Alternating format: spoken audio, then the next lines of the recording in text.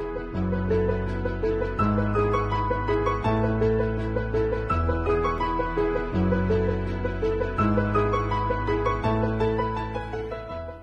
Guys, welcome back to Aman academy.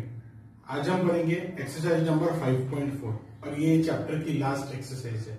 ठीक है, तो ये एक्सरसाइज में क्या पूछा है कि हमको प्रोबेबिलिटी ऑफ एन इवेंट बताना है। प्रोबेबिलिटी ऑफ एन इवेंट का मतलब होता है, इसको डिनोट करते हैं हम पी ए से, और इसकी वैल्यू होती है number of event in A upon number of event in sample space, और इसको डिनोट किया जाता है P A is equal to N of A upon N of S. अब इसके लिए मैं आपको एक एग्जांपल देके समझाता हूँ। ये फॉर्मूला याद करना है।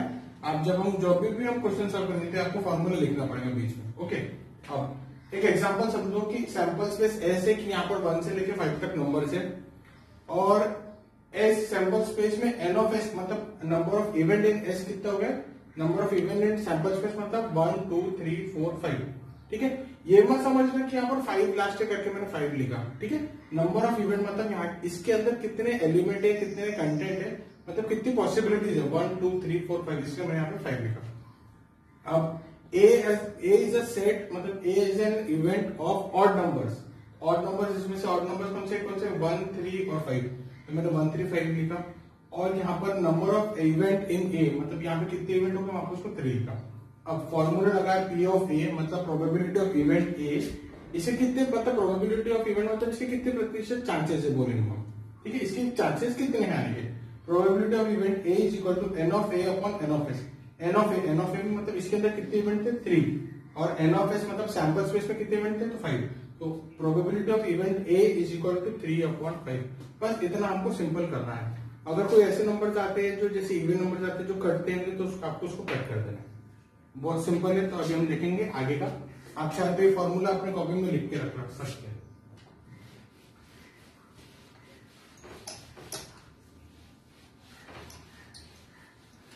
ठीक है, पहला क्वेश्चन है 2 coins are tossed. 2 coins are tossed को पहले मैं लिख देता हूं सैंपल स्पेस में। 2 कॉइन्स आर टॉस्ड का तो सैंपल स्पेस क्या बनेगा मेरा, देखो नहीं समझा तो हमने ऐसा लिखे थे, पहले हेड फिर टेल, फिर हेड फिर टेल, फिर हेड फिर टेल, 2 ही कॉइन्स तक करके यहां तक जाना। पहली कंडीशन या तो दोनों में हेड हेड, या तो फिर पहले में हेड दूसरे में टेल, तीसरे में हेड पहले सेकंड में हेड फर्स्ट में टेल, और इसके बाद आया कि दोनों में टेल टेल। ठीक है, अब सुनो क्या बोल रहा, मतलब फर्स्ट दिया है गेटिंग एटलीस्ट 1 हेड, मतलब इसका एन ऑफ एस क्या हो गया, एन ऑफ एस इसकी कितने इवेंट हो गए 1 2 3 4, तो मैंने यहाँ पे लिख दिया N of S is equal to 4। इसके बाद पहली कंडीशन दिया ए, ठीक है, getting at least 1 head, getting at least 1 head. ठीक है, गेटिंग एटलीस्ट 1 हेड। तो एन ऑफ ए मेरा एक इवेंट है कि जिसमें एक हेड हो। एक हेड किन सिक्वेंसेस में, ये डबल वाला भैया एक बोल रहा है भैया, इसमें मेरे दोनों आ गए, सेकेंड और थर्ड। ठीक है, अब मैं निकालूंगा इसका n of A. N of A कितना हो जाता है, कितने इवेंट है 1 2 3, यहाँ पे आ गया 3। अब probability of event A is equal, आपको हमने फॉर्मूला पढ़ा था, आपको फॉर्मूले के फॉर्म में लिखना है। Probability of event A is equal to N of A upon N of S. N of A की वैल्यू 3, एन ऑफ एस की वैल्यू 4, तो मेरा प्रोबेबिलिटी ऑफ इवेंट ए कितना आ गया 3 अपॉन 4। ठीक है, इसी के प्रकार से हम सेकंड वाला करेंगे। इसी में सेकंड वाला पार्ट दिया है getting no head, getting no head, B वो मैं इवेंट बोल देता हूं जिसमें नो हेड है।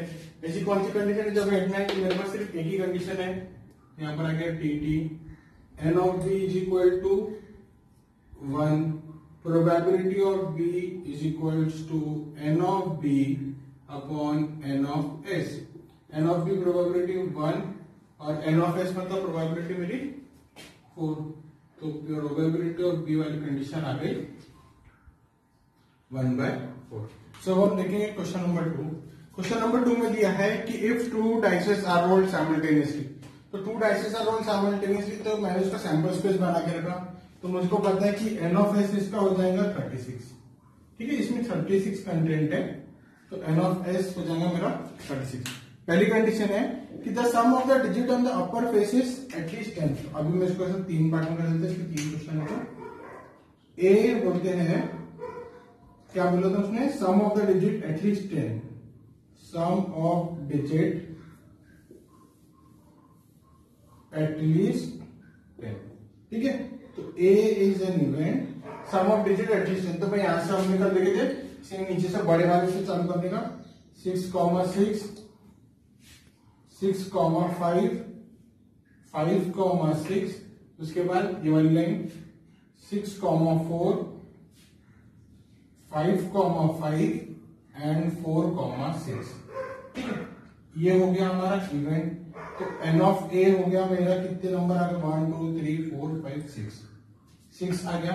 अब प्रोबेबिलिटी ऑफ इवेंट a मतलब p of a is equal to n of a upon n of s। n of a की वैल्यू कितनी है भैया मेरी 6 है, n ऑफ s की वैल्यू है 36, 6 के टेबल में जाता है तो 6 1 से 6 6 6 36, तो आंसर आया मेरा p ऑफ a की वैल्यू आ गई 1/6। अब इसके बाद देखो सेकंड टॉपिक क्या है, क्या बोलता है वो कि sum of the upper face should be 33। मतलब भैया ऐसा कौन सा नंबर है, ऐसा हमारे पास 2 डिजिट है, तो ऐसा बोल रहा है कि 2 डिजिट को ऐड करोगे तो सम कितना आना चाहिए 33। या हमको पता है जब हम डाइस खेलते हैं तो 2 डाइस अगर खेल रहे हैं तो मैक्सिमम नंबर आएगा मेरा 12, तो 33 वाली पॉसिबिलिटी कोई होगी नहीं, तो मैं क्या लिखूंगा b इज इक्वल टू ये। अभी आपको थोड़ा सा याद आ रहा होगा कि 9th में पढ़े थे, इसको हम बोलते हैं एम्प्टी सेट, इसको बोलते हैं एम्प्टी सेट। तो जब एम्प्टी सेट में कुछ नहीं रहता तो इसकी वैल्यू क्या हो जाती है, यहाँ पर कुछ भी नहीं, मतलब यहाँ पर आ गया 0, ठीक है। अब प्रोबेबिलिटी ऑफ b की प्रोबेबिलिटी कितनी है, n of b upon n of s, n of b की वैल्यू 0/36। अभी 0/36 कितना होता है ये तो सभी को पता है, 0/36 होता है 0, ठीक है। कई बच्चे 36 लिख देंगे 1 लिख देंगे, ऐसा मत करना भैया, 0/36 0 होता है।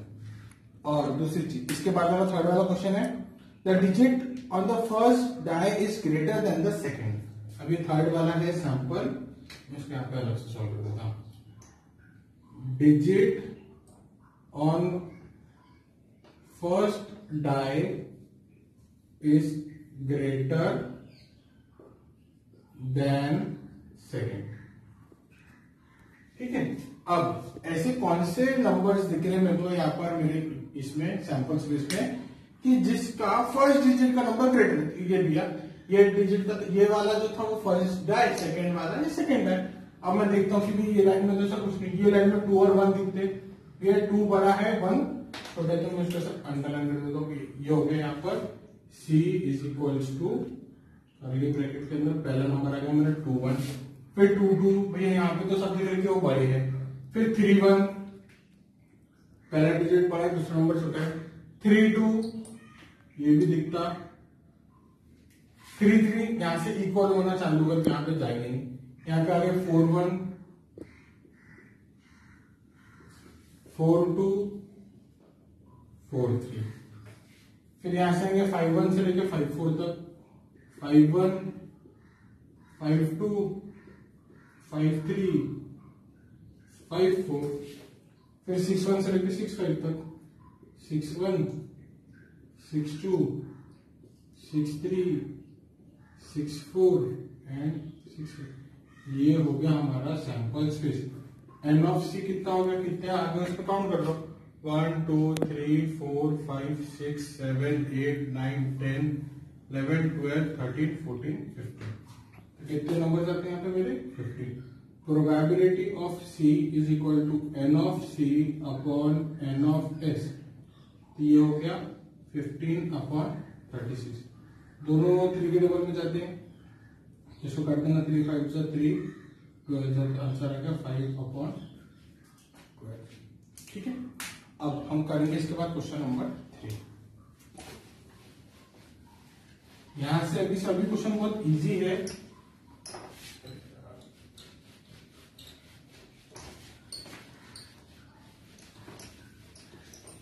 इसके बाद क्वेश्चन नंबर 3 से बहुत इजी है। अब सुनो, अभी मैं सॉल्व भी करूंगा, आपको सिर्फ बता दूंगा कि कैसे करना है, ठीक है।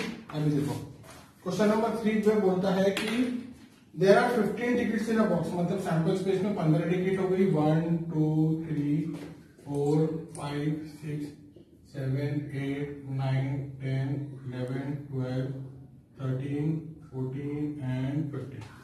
देन अब क्या बोलता है, पहला show an even number, find the probability. ए बोलता है कि ये इवन नंबर है, तो भैया ए का सैंपल स्पेस बनाओ, ए का इवेंट बनाओ। यहाँ पर इवन नंबर कौन से जो जितने इवन नंबर आएंगे उसको लिखना, उसका एन ऑफ ए निकालना, एन ऑफ ए निकालेंगे, फिर उसका निकालेंगे आप P of A. P of A की वैल्यू लेंगी n of A upon N of S. अब बताओ एन ऑफ एस कितना है ना, यहाँ पर कितने नंबर है, 50 नंबर है, तो एन ऑफ एस कितना हो जाएगा भैया मेरा, यहाँ पर हो जाएगा 50। दूसरा shows a number which is a multiple of 5। 5 के मल्टीपल, 5 के मल्टीपल मतलब मल्टीपल ऑफ 5, 5 के मल्टीपल मतलब 5 1 5 5 2 10 5 3 15। यहाँ पर 3 नंबर निकलेंगे। बी में कितने आएंगे, जो 5 के मल्टीपल है, 5 के मल्टीपल्स कौन करना, 5 10 और 15। एन ऑफ बी हो गया मेरा 3। वैसे आप निकाल लेना इसका P of B, probability of B. चलो इसके बाद वाला क्वेश्चन फोर्थ वाला क्वेश्चन बहुत इजी है। If 2 digits number is formed by 2 3 5 7 9 without repetition. क्या बोल रहे हैं, वापस सुन लेना वहां पे, without repetition. Without repetition form हो रहा, मतलब कैसे लिखेंगे, पहला नंबर पहले कल ही बताया था मैंने आपको कि पहले 2 के साथ पहले सबको लगाना, फिर 3 के साथ सबको लगाना। तो पहले 2 3 2 5 2 7 2 9, फिर 3 2 3 5 3 7 3 9, फिर 5 के साथ 5 2 5 3 5 7 5 9, फिर 7 के साथ 7 2 7 3 7 5 7 9, फिर 9 के साथ 9 2 9 3 9 5 9 7। ये नंबर आ गए। अब इसको काम करना 1 2 3 4 5 6 7 8 9 10 11 12 13 14 15 16 17 18 19 20। तो एन ऑफ एस क्या हो गया मेरा 20। एन ऑफ एस हो गया 20। अब क्या मिलता, एन ऑड नंबर। ये नंबर है, अभी आप 10th क्लास में आ गए, इसमें से ऑड नंबर आप पता कर लोगे फटाफट। N of S, N of A लिखना, ऑड नंबर कितने कितने ऑड नंबर से, फिर उसकी प्रोबेबिलिटी निकालना। उसके बाद मल्टीपल ऑफ 5, मल्टीपल ऑफ 5 में कौन से नंबर जाएंगे, जो 5 के टेबल में आते हो, ठीक है। पहला दिख रहा होगा 25 35 95, 3 नंबर दिख रहे हैं, ठीक है। छूट गए, ये 75 था।